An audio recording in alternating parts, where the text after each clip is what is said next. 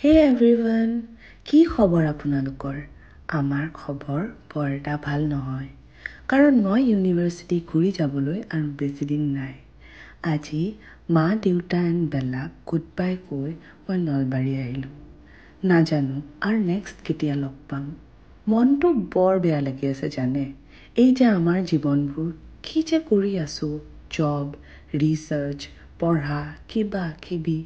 মই 8টা বছৰ তেজপুৰ ইউনিভাৰ্চিটিত থাকিলোঁ।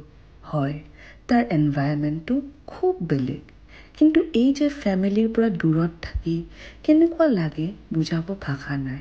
আৰু আজি ইয়াত নলবাৰীত আমাৰো শেষ দিন। দেউতা আৰু মাক এৰি যাবলৈ ইমান যে বেয়া লাগে।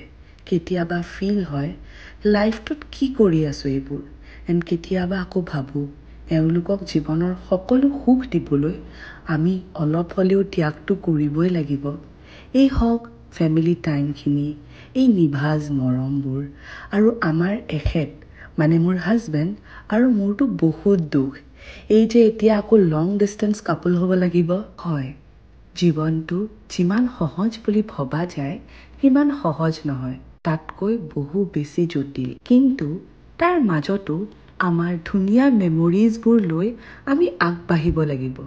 এণ্ড নেক্সট আকৌ সকলোকে লগ পোৱাৰ আশাত আৰু সকলোৰে কাৰণে জীৱনত কিবা ভাল এটা কৰি দেখুওৱাৰ আশাত আমি আগবাঢ়িব লাগিব। জীৱনৰ সকলো দুখ সুখ লগত লৈ আমি আগবাঢ়িব লাগিব।